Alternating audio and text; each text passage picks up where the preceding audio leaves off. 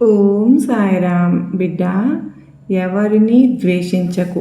ఆకలితో ఉన్నవారికి అన్నం పెట్టు.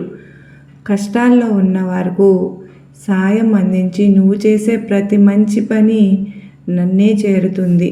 నువ్వు ఇతరులకు సాయం చేస్తే గనుక నీకు నేను 1000 రెట్లు సాయం చేస్తాను.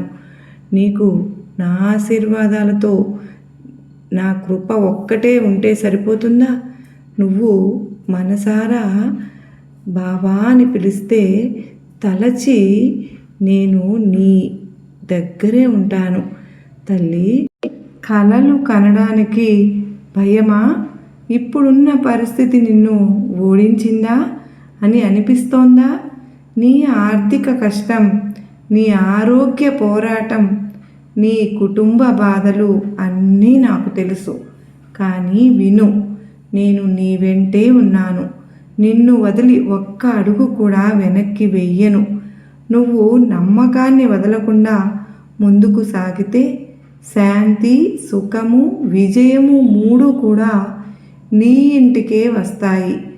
ఈరోజు కాదు, ఇప్పుడే నీ జీవితం మారబోతోంది. సిద్ధంగా ఉండు. నీకు ఎప్పుడు కూడా అపారమైనటువంటి శక్తి నీలో ఉందని గ్రహించు. దాన్ని ఇప్పుడే గుర్తించు. నీ ధైర్యాన్ని ఎప్పుడూ విడిచిపెట్టకు. నీ జీవితంలో వచ్చే కష్టాలు నిన్ను భయపెట్టడానికి కావు, నీలో దాగి ఉన్న అసలైనటువంటి శక్తిని బయటికి తీయడానికి మాత్రమే వస్తాయి. నేను నీ బాబాను చెప్తున్నాను. నేను నీకు తోడుగా ఉన్నప్పుడు నీవు దేనికి భయపడవలసిన అవసరమే లేదు. లేచి నిలబడు. బిడా, నేను నీ వెంటే ఉన్నాను అన్న విషయాన్ని గుర్తుపెట్టుకో. నీ బాబా ఎప్పుడైతే నిన్ను స్వీకరించానో అప్పుడే నువ్వు నా బిడ్డవైపోయావు. నువ్వు ఒంటరి వాడవు కాదు.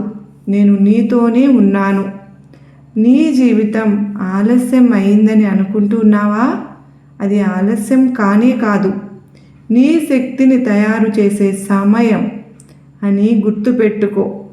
నీకు ఎప్పుడూ కూడా ప్రతిదానికి నా ముందు చేయి చాచడం అలవాటు చేసుకోవద్దు. చేసే ధైర్యం ఇవ్వమని అడుగు. నా బిడ్డలు విజేతగా నిలబడడం నేను చూస్తాను. నీ ప్రయత్నంలో నిజాయితీ ఉంటే, నీ అడుగులో ధర్మం ఉంటే ఈ విశ్వం మొత్తం వచ్చి నీ పాదాల చెంతే చేరుతుంది. నువ్వు గెలవాలని నేను నిర్ణయిస్తే నిన్ను ఆపే శక్తి ఏ గ్రహానికి లేదు. బాగా గుర్తుపెట్టుకో.